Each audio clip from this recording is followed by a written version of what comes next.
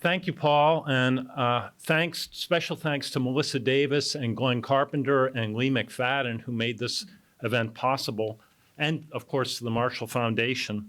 I'm grateful to all of you in the audience, especially. I see so many dear old friends and dear colleagues from SV Youth. Thanks to everybody for coming out on a Thursday night. I got to get to the talk right away, but this place holds so much importance for me as a teacher and a scholar.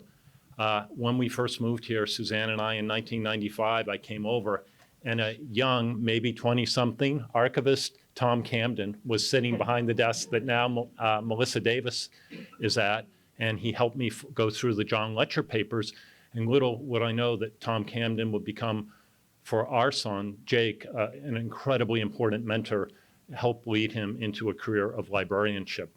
I also know that I saw Joanne Hartog out in the audience, and for years with the Marshall Undergraduate Scholars Program, Joanne helped my students at SVU have transformative experiences in this archive, and several of those students then went on to get library degrees based on that kind of the research quest and the thrill of working in a library. So Joanne, thank you too for all of that.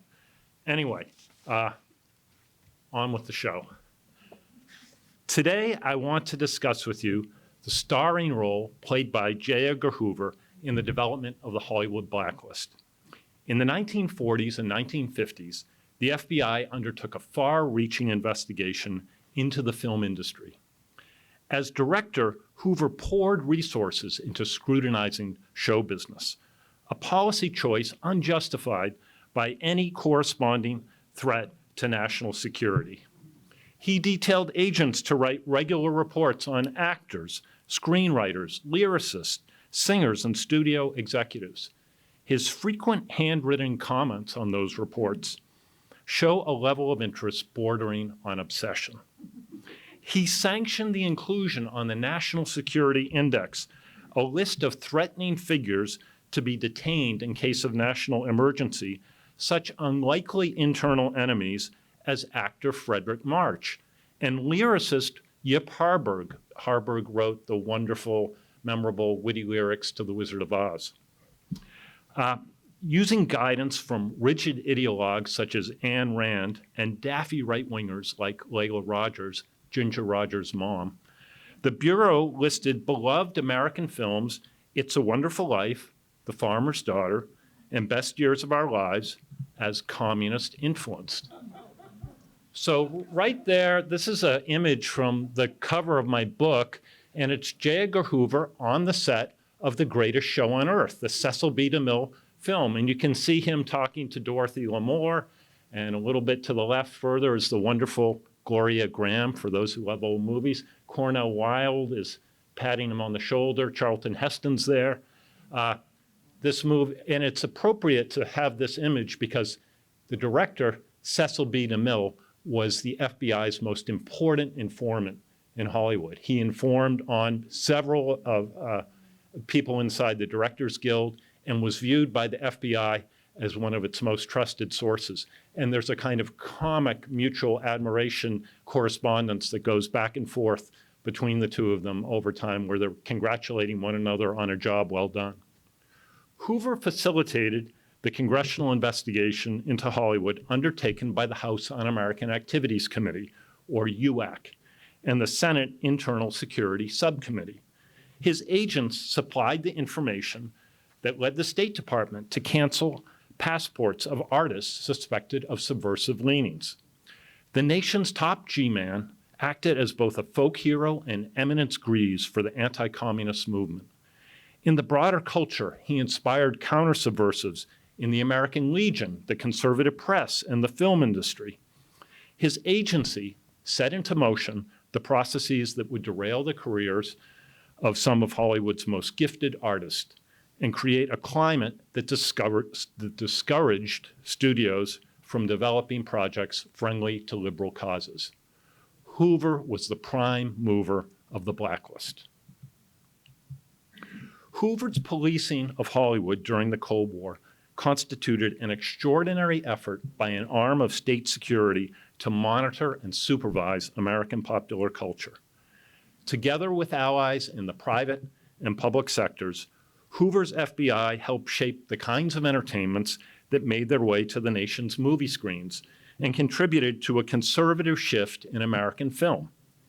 For example, between 1948 and 1954, studios released approximately 40 movies with plots centered on hidden communists working to undermine democracy. Few of these B features fared well either with critics or at the box office, even as they celebrated the spy busting of the FBI and warned of a hidden Soviet fifth column inside America. You may have seen some of these movies. They're not all bad. Like I Was a Communist for the FBI is kind of a ridiculous but fun thriller. Or if you've seen I Married a Communist, it's got the wonderful Robert Ryan in it. But they're not classics. Anyway, but of greater significance than those sort of anti-communist movies was the sharp drop in the number of films made by the studios containing liberal messages. According to Dorothy Jones, social problem movies plummeted from 21% of all features in 1947 to 9% in 1950. Now, just as an example of a great social problem movie, The Best Years of Our Lives would be considered that, dealing with veterans trying to adjust to the peacetime economy. Or a movie, if you haven't seen it, see it, Crossfire, dealing with anti-Semitism, with the three Roberts, Robert Young, Robert Mitchum, and Robert Ryan in it. As the Cold War deepened, hundreds of communists, fellow travelers, or controversial personalities lost the opportunity to work in films. Even if not blacklisted, many more people of suspect politics suffered career setbacks. Actor Edward G. Robinson, who continued endorsing left-of-center causes in the immediate post-war period, was among the most prominent Graylist victims. He saw great roles disappear between 1950 and 1952, despite truthful denials of communism and his cooperative posture toward Congress. With the example of Robinson in plain view, many stars previously aligned with progressive values either changed their political affiliations or else dialed back their public activism in favor of a more quietist approach toward the issues of the day. Actor Judy Holliday confessed as much when grilled by the Senate Internal Security Subcommittee. She confessed, "I don't say yes to anything now except cancer, polio, and cerebral palsy, and things like that." The film industry backed away from its strong identification with the New Deal and the Democrats, drifting in the direction of Eisenhower republicanism. Now that's an image there of Cecil B. DeMille talking to two FBI agents, and DeMille was extremely friendly with the Bureau when the FBI's lead agent in LA was transferred. DeMille was at a farewell lunch for him at the Brown Derby restaurant in LA. My book addresses Cold War Hollywood from a variety of perspectives, not just the victims of the Blacklist. I discuss right-wing allies of the Bureau inside the movie industry who informed on colleagues, people such as director Cecil B. DeMille, actor Adolphe Menjou, celebrity columnist Hedda Hopper, and Layla Rogers, the aforementioned mom of Ginger Rogers. The views of these individuals, often far to the right, made it hard for them to distinguish between supporters of Franklin Roosevelt and friends of Joseph Stalin. I also treat Cold War liberals such as Dory Sherry. You can see Van Johnson to the far left, Spencer Tracy, obviously a somewhat better actor than Van Johnson, to his right. And then Dory Sherry is the third male figure there. He was the head of MGM Studios in the 50s, in the early and mid 50s. I treat Cold War liberals such as Sherry, the successor of Louis B. Mayer at MGM, America's most prestigious studio. No communist himself, Sherry reluctantly went along with the blacklist system, thereby earning the scorn of show business radicals. At the same time, the FBI resented how Sherry thwarted the counter-subversives' efforts to undertake a broader purge of the industry. Bureau reports described the MGM boss as one of the politically immature intellectuals in the arts who was captured by the communists, and they launched a full-scale investigation of him. And of course, the FBI were early adopters of using scare quotes to indicate their scorn for an idea, so Sherry was an intellectual in the arts. I look at victims of the Blacklist who saw their careers upended. Husband and wife actors Larry Parks and Betty Garrett, those who love TV. I know my old friend Edward Adams remembers her fondly as Irene Lorenzo on All in the Family. Lyricist E.Y. Harburg, and screenwriter Marguerite Roberts, who wrote the wonderful screenplay for John Wayne's version of True Grit. I also discuss performers who survived the FBI's guerrilla campaign against them, actors such as Fredric March and folk singer Burl Ives, probably remembered by most of us now as Sam the Snowman on the Rudolph the Red-Nosed Reindeer claymation Christmas special, but quite a fine character actor and a wonderful American folk singer. Yet always at the heart of my work is the figure of the Bureau's director, and that's where I'm going to keep our focus on today. Before going further, let me clarify key questions about the Hollywood Blacklist: the what, the when, the where, the how, and the why of it all. First, what was the list? At its core, it consisted of an ever-changing set of names of individuals deemed too risky to hire because of their ties to communism, left-wing front organizations, or controversial political stands. Diverse anti-communist sources all made contributions to the roll call of suspected Hollywood figures. These groups included the House Un-American Activities Committee in Congress, the Tenney Committee, that was California's version of UAC, the American Legion, and private right-wing counter-subversive outfits such as American Business Consultants. And that outfit famously published, this is a facsimile copy of Red Channels that has a name of 151 suspected artists. It's misleading to think of the Blacklist as a single, all-encompassing fixed roster. Instead, the catalog of artists refused work was protean and porous, subject to addition or subtraction based on the actions of studio heads, counter-subversives, and accused artists. A single performer might end up proscribed, mysteriously pardoned, and then proscribed once more. That happened to Betsy Blair, probably better known as Gene Kelly's wife, but she was on the blacklist, off the blacklist, and then finally on the blacklist. When did the blacklist start and finish? In late October 1947, the House Un-American Activities Committee called friendly and unfriendly witnesses to testify on the presence of communists in show business. The unfriendly witnesses included the Hollywood 10, a group made up of 7 screenwriters, 1 writer-producer, 1 writer-director, and 1 director. All of the 10 were either current or former party members. They refused to answer questions about their politics, citing First Amendment rights. Neither the investigators nor the investigated initially won over public opinion with their performances. Nonetheless, panicky studio heads, fearful of audience boycotts, future government meddling in the industry, and radical activism in Hollywood unions, met in the Waldorf Astoria Hotel in November and drafted a statement agreeing not to hire any communists. And there's an image of the Hollywood 10. Later, the 10 will go to prison for contempt of Congress. The Korean War years, not surprisingly, saw the biggest impact of the blacklist as congressional committees launched multiple investigations into show business, especially in the early 50s. The number of proscribed artists skyrocketed from about 20 or so to roughly 300, though far more artists saw their careers threatened or damaged. In 1960, the blacklist fell apart after Hollywood 10 writer Dalton Trumbo, screenwriter, a former communist, was publicly acknowledged as the author of the script for Spartacus. The American Legion protested and urged boycotts.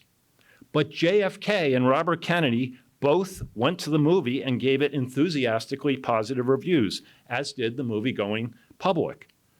After that, the studios and the networks started rehiring those who had once been proscribed, but the process was slow.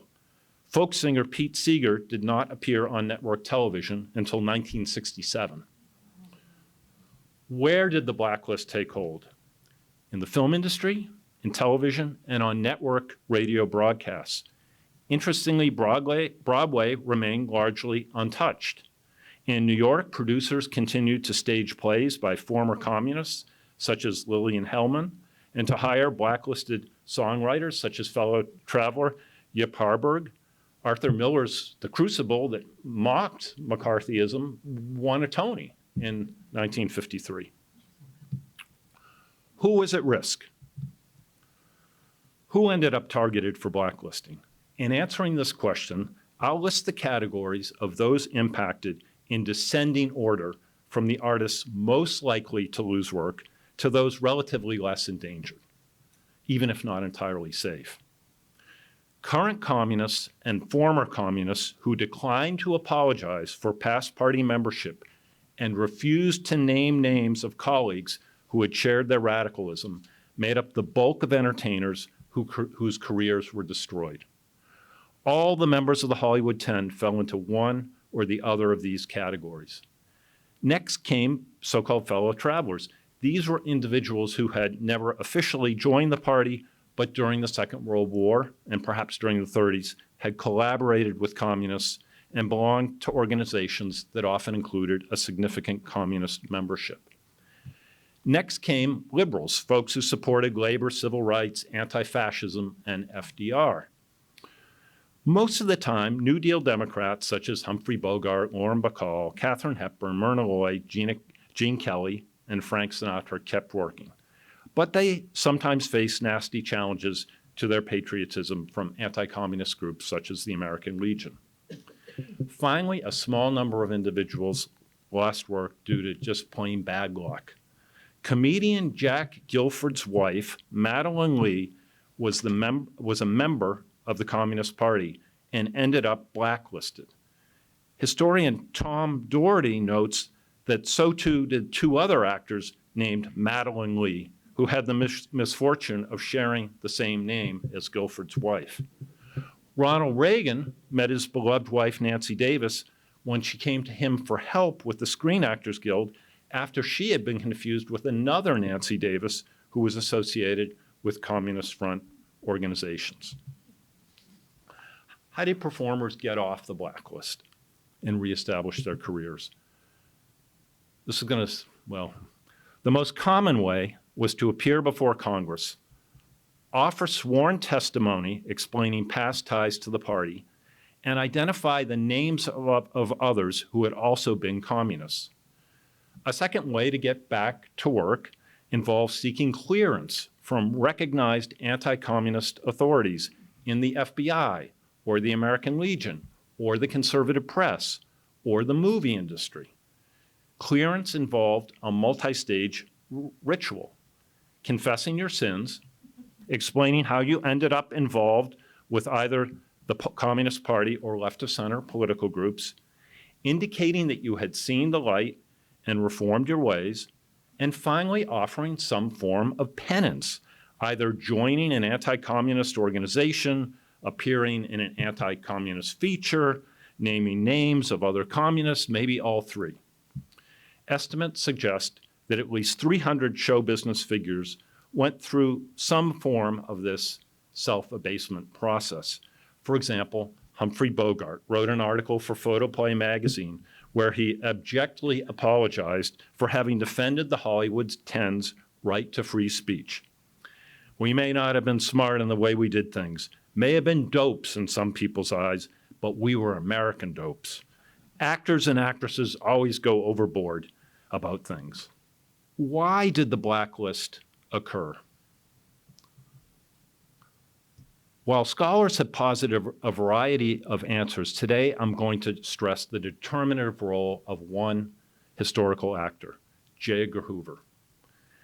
Ellen Schrecker has written that Hooverism offers a more apt label for the anti-communist hysteria of the 1950s than McCarthyism, as the FBI was at the heart of the McCarthy era in terms of its bureaucratic power. The Bureau's systematic campaign to intervene in the workings of the American film industry demonstrates the aptness of this insight.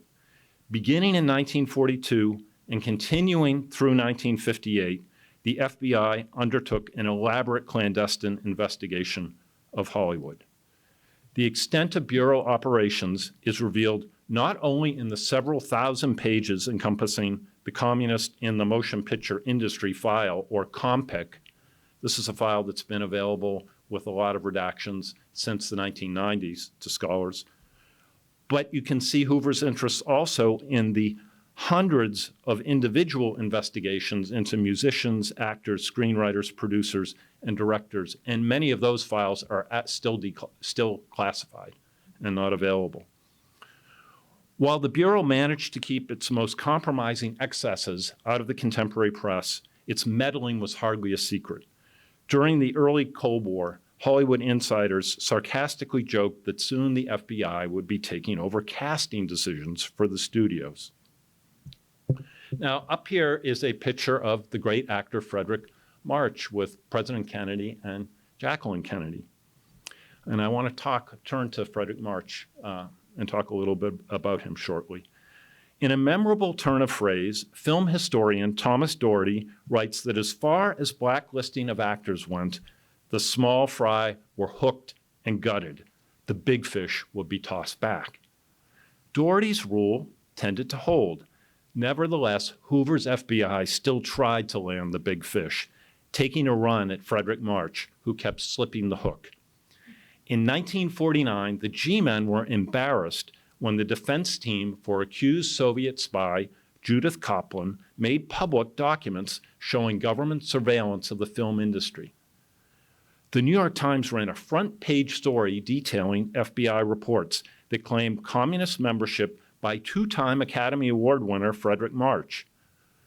Usually, the Bureau managed to evade scrutiny by keeping its records secret.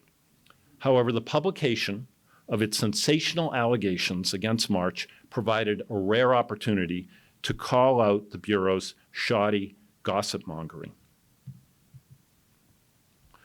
Actor Florence Eldridge, March's wife, wrote a 50-page rebuttal in answer to the FBI's false suggestion that her husband was a party member. She pointed out that the G-men ignored exculpatory evidence, taking note only of the couple's left-of-center activism in support of migrant workers and anti-fascism, both of which were perfectly legitimate forms of patriotic civic engagement. The Bureau said nothing about the money the actors gave the Finns to fight the Soviet Union, or their membership in interventionist groups during the time of the Hitler-Stalin Pact. Eldridge mocked the G-men's use of guilt by association allegations, wondering why agents failed to consider innocence by association. Yes, the Marches had signed up for the Congress of American-Soviet Friendship in 1942 during the wartime alliance with Moscow. But so too did the U.S. Secretary of State, the British ambassador, and numerous members of the United States Senate. Eldridge denied the allegations made by an anonymous informant, RD 402, that March had been a communist, called on the Bureau source to reveal himself, make this charge to our faces, and allow Mr. March to refute them. The couple signed sworn statements denying any party membership, cut no mustard with the G-men, even though if they were lying, it would have exposed them to perjury charges. When challenged about his show business investigation in general, and the March case in particular, Hoover brushed off critiques of his agency. He blandly asserted that FBI files always included rumors, that in context, professional intelligence officers knew not to take unsubstantiated reports too seriously, and that was why Bureau reports should never, ever be made public. The Marches received no apology. In fact, the Bureau doubled down by launching a secret investigation into Florence Eldridge. Yet the outcome was happy for the Marches. At the prompting of the family's eminent lawyer, civil libertarian Arthur Garfield Hayes, the FBI included Eldridge's statement in the G-Men's files. The Bureau soon dropped March from the National Security Index, and his career prospered, as everyone who loves movies here knows, in the 50s, as he won terrific supporting roles in The Bridges at Toko Ri, Executive Suite, Inherit the Wind, 7 Days in May. There's no denying that the left in Hollywood, there's Hoover on the set of an Edward G. Robinson film, The Last Gangster. There's no denying that the left in Hollywood would have fallen under some added scrutiny in the post-war period, regardless of the specific individual serving as director of the FBI. Yet Hoover's folkloric standing among Main Street Americans, his bureaucratic savvy, his monomaniacal hatred of communism, and his all-in approach to investigating Hollywood made him uniquely effective in bringing the Red Scare to show business. He imposed his will on the organization he had led since 1924. His agents tailored their work to conform with the boss's expectations. Well-publicized triumphs against gangsters in the 30s and Axis spies in the 40s turned the director and his G-men into folk legends, idolized in comics, pulp fiction, radio shows, and movies. Hoover translated this popularity into bigger budgets, more agents, expanded prerogatives, and laxer oversight from superiors. Historian Ethan Theo Harris, my former teacher at Marquette, has shown that under Hoover's direction, FBI officials, when authorizing extensive surveillance of domestic activists, were motivated less by law enforcement and national security considerations than by a particular conservative ideology. By the end of the 1940s, Hoover managed to gain a high degree of autonomy in pursuing his anti-communist initiatives, including the FBI's probe into the movie business. Theo Harris has demonstrated how the Bureau's break-ins, wiretaps, and sharing of privileged information with the House Un-American Activity Committee proved essential to the campaign against and jailing of the Hollywood 10 that initiated the Blacklist. Hoover passed on information from his files to UAC, including the Communist Party cards gathered through black bag jobs, clandestine entries by FBI agents of targeted groups and persons. Even worse, after the congressional hearings, the Bureau wiretapped 2 of the defense attorneys for the 10 and illegally passed on privileged defense plans to the Justice Department. Hoover's efforts to discipline Hollywood marked a signal accomplishment of his tenure in office. Yet despite his triumph, he remained discontented.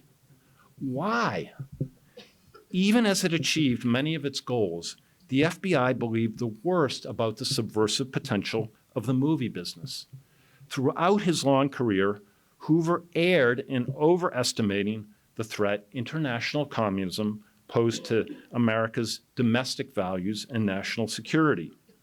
Occasionally, yes, this excessive caution stood him in good stead. For example, he was among the earliest to identify the scale and scope of Moscow's efforts at espionage during its alliance with the United States in the Second World War. And historians have confirmed that on many of the controversial spy cases of the Cold War period, Hoover had good reason for concern. However, the FBI chief's focus on Moscow's efforts to undermine American society, American homes, families, churches, schools, radio, television, and the silver screen, led him to exaggerate the fifth column danger in those spheres.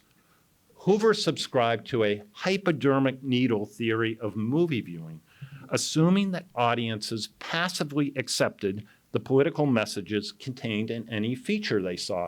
You go to the movies, you watch the movie, and then you just think, oh, that must be true, whatever the movie said. During World War II, the FBI panicked at the release of Mission to Moscow, a 1943 film Has anyone here had the misfortune to see that movie? My wife raised her hand. She has to watch bad movies with me. Well, it's a dreadful movie where Walter Euston spends most of the movie shaking hands with different figures. But it's bad for lots of reasons. And one is that it was absurdly sentimentalized Stalin and the Soviet Union. It excused the purge trials in Russia as legitimate. It defended Moscow's aggressive war on the Finns, and it comically exaggerated the similarities between the democratic United States and the totalitarian US.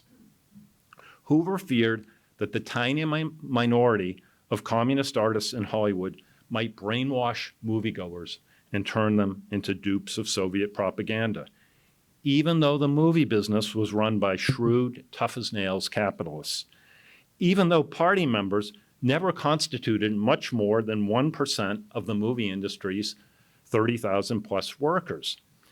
And even though feature films released after World War II almost never depicted the USSR in a positive light. When it came to the fight against communism, the FBI director was much like a child who knows how to spell banana but doesn't know when to stop. Hoover was a culture warrior who imagined that protecting the Republic against communist subversion required preserving the values of the moral universe in which he had been raised and whose conventions he endorsed. His prescriptive notions about social and political hierarchies turned the FBI into a countercultural institution, an organization intent not merely on preserving the status quo, but one that just as often looked backward to a Victorian past. Ironically, the Bureau found itself relying on experts with fringe right-wing opinions as they depicted Hollywood as full of radical extremists. FBI agents strode in seven-league boots from their observations of social consciences at work to their inferred verdicts of communist sympathies or party membership.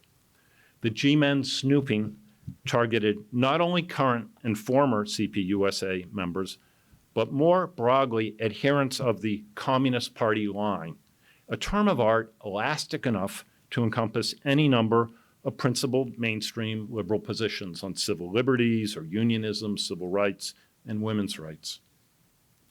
The Bureau took note of those in show business who defended the Hollywood 10 or criticized, even worse than defending the Hollywood 10 was to criticize Hoover's FBI, classifying healthy dissent as dangerous political speech.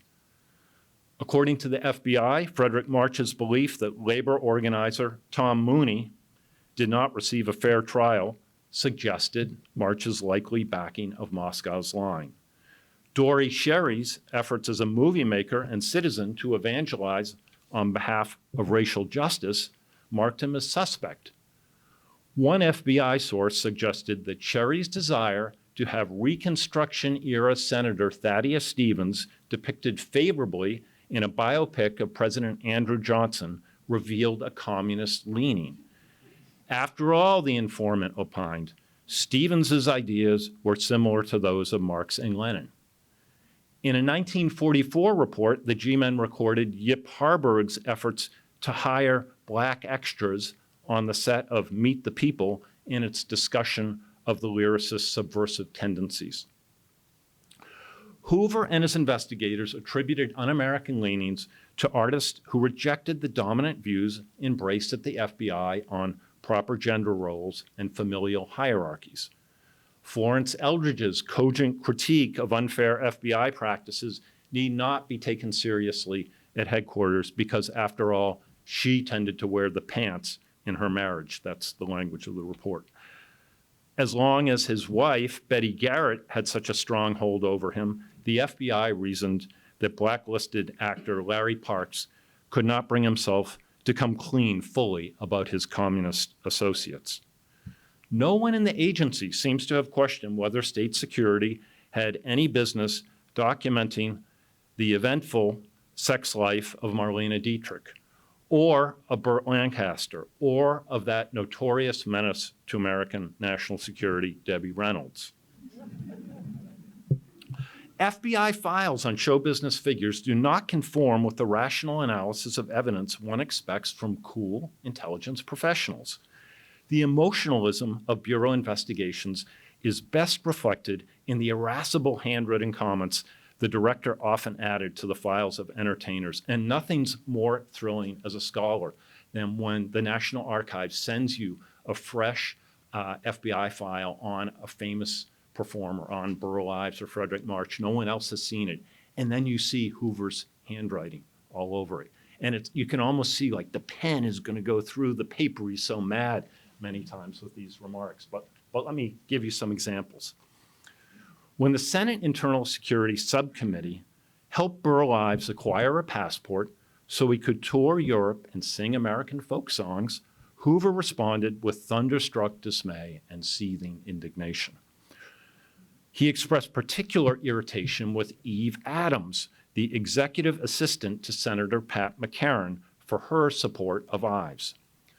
This is amazing. Whenever Hoover says the word amazing, it indicates he's infuriated beyond belief. This is amazing, and I am astounded at Miss Adams's intercession in this case. This fellow Ives is absolutely no good. I want no indication given in any way that we think he is all right, for as a matter of fact, he is not. No effort to micromanage entertainers was spared, no offense too small to escape his notice. Like many dedicated culture warriors, he had trouble dealing with minor setbacks to his agenda in an equitable fashion. Okay, now I want us to do a thought experiment. Let's imagine J. Edgar Hoover sitting here, right here, listening to all that I've said. What might he say, or how might he respond? Who is that? Yeah.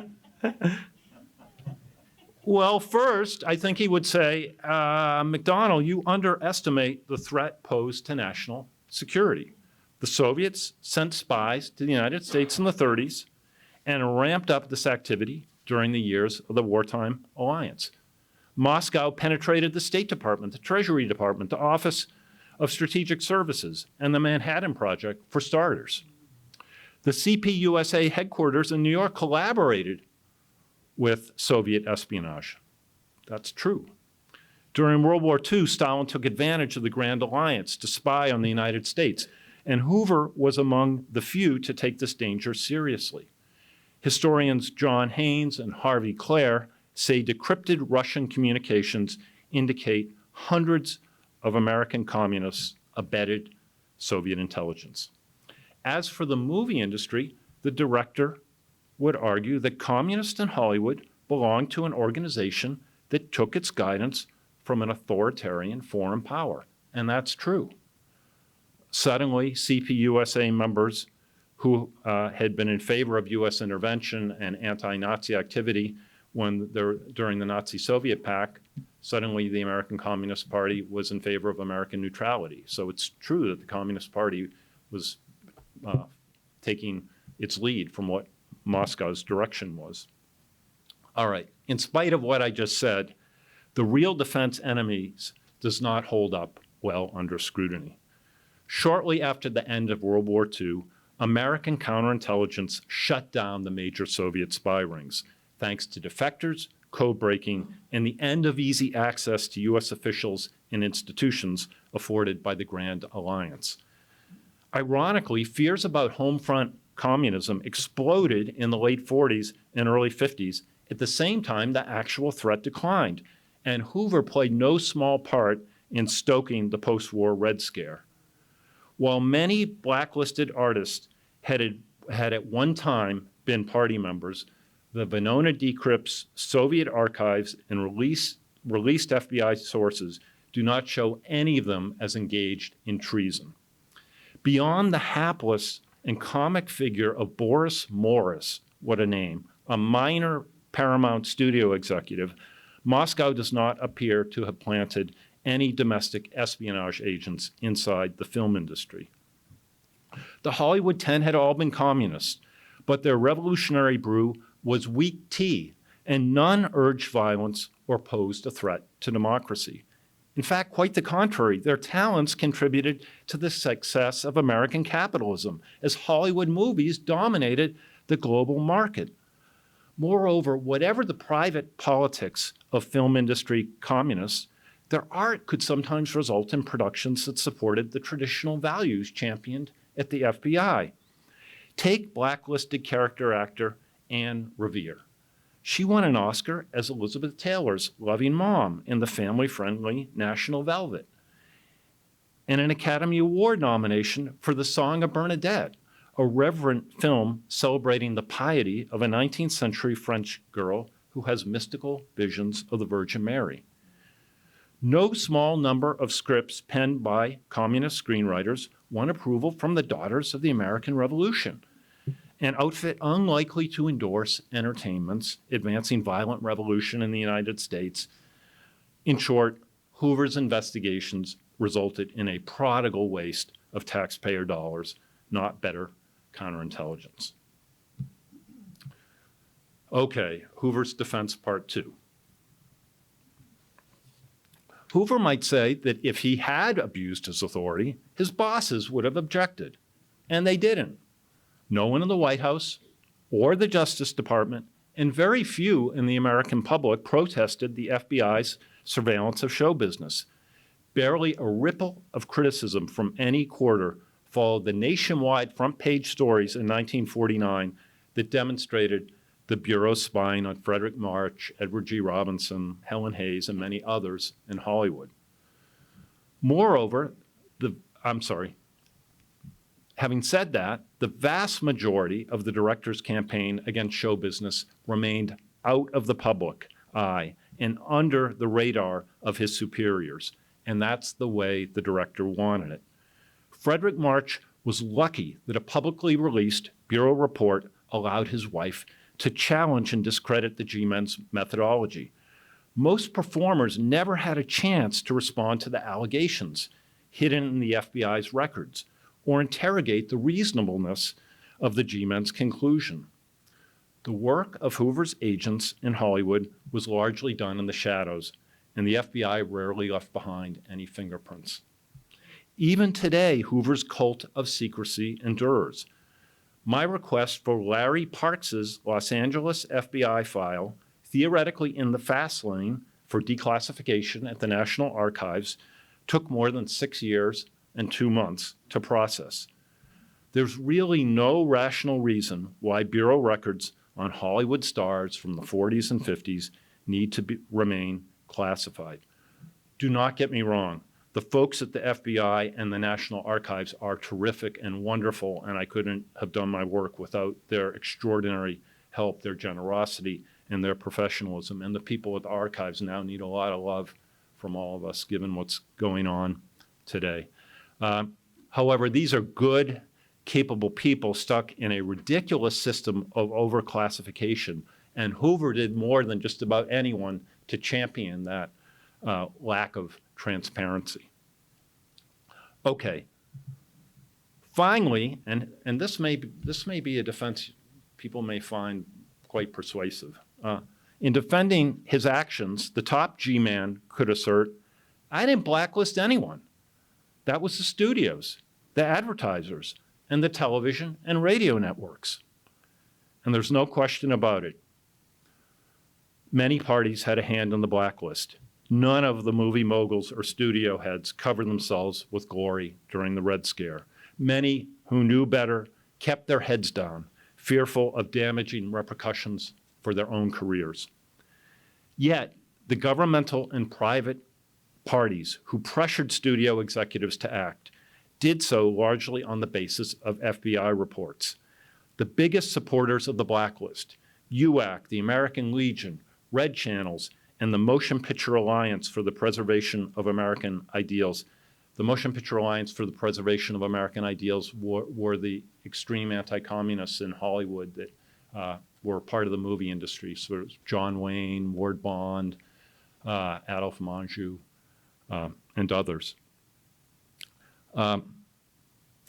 They all took inspiration from Hoover's example and maintained formal and informal ties with the FBI. There's Layla Rogers, matinee idol photo of J. Edgar Hoover up there. Take, for instance, Layla Rogers and Hedda Hopper, who we'll come to in a second, both members of the Motion Picture Alliance, both hero worshipers of Hoover. Each saw herself as part of the FBI's team in the fight against communism. Rogers was a flake who had a way of wrong-footing the G-men, but the FBI still kept her on as a special contact. Hoover undertook in 1947 a comprehensive investigation of RKO Studios at Rogers' urging after she insisted that a politically motivated radical clique in the story department of RKO was blocking her daughter Ginger from getting any good scripts. The image you see of Rogers in the slide appeared in national newspapers in 1938 when she leaked a cockamamie story to the press hinting at wedding bells between herself and the FBI director. Hedda Hopper had even closer ties to the Bureau. The Bureau took the rare step of sharing official FBI files with her that related to Hollywood director Edward Dietrich, directed a great movie, The Caine Mutiny, but a bunch of other good movies too. When Hopper appeared ready to participate in a national radio conversation on communism in Hollywood, scheduled to air in 1947, she wrote coaxingly to the Bureau, asking for debate prep help, and the FBI complied. In her communications with the director, she understood that one could never overdo the flattery. You are so wise and have so many facts at your fingertips. I'd be very proud to say Mr. J. Edgar Hoover is my choice for president. In sum, the FBI director was the first cause of the blacklist. Hoover tolerated no criticism, not even the most innocuous joshing. For example, Hoover deployed agents to bully beloved movie maker Walt Disney. In 1961, Disney Studios, I'm coming near the end of the talk, just want to let you know. In 1961, Disney Studios produced the comedy Moon Pilot, a feature film about a glamorous female extraterrestrial who warns an American astronaut about potentially harmful radiation involved in space exploration. Hoover complained about the film's lack of realism, not in its depiction of the benevolent, mind-reading alien as a European fashion model who speaks with a French accent, but rather in the film showing the astronaut successfully shaking off surveillance from a team of FBI agents. In real life, the Air Force would have handled such matters, thundered the director. Hoover held grudges for life, sabotaging Dory Sherry's efforts to get a job in the Kennedy administration after he left MGM Studios. He offered no regrets for the false accusations of communism against Fredric March that briefly threatened the actor's career. In collaboration with his counter-subversive allies, Hoover denied the American public of great entertainments that might have been produced by those on the blacklist. He helped destroy careers in an industry with little influence on national security. As once blacklisted comic Zero Mostel quipped, what sabotage could actors be accused of? Giving acting secrets to the enemy? While small bits of the truth about his Hollywood investigations eventually leaked out, a drip here, a drop there, for the most part, he masked his agency's activities from public scrutiny, operating without either supervision or accountability. Hoover's success in shaping the nation's big screen entertainment in the late 40s and early 50s reveal him as the most powerful unelected bureaucrat in 20th century America. And that's it, but I'm very happy to share our love of movies and answer any questions.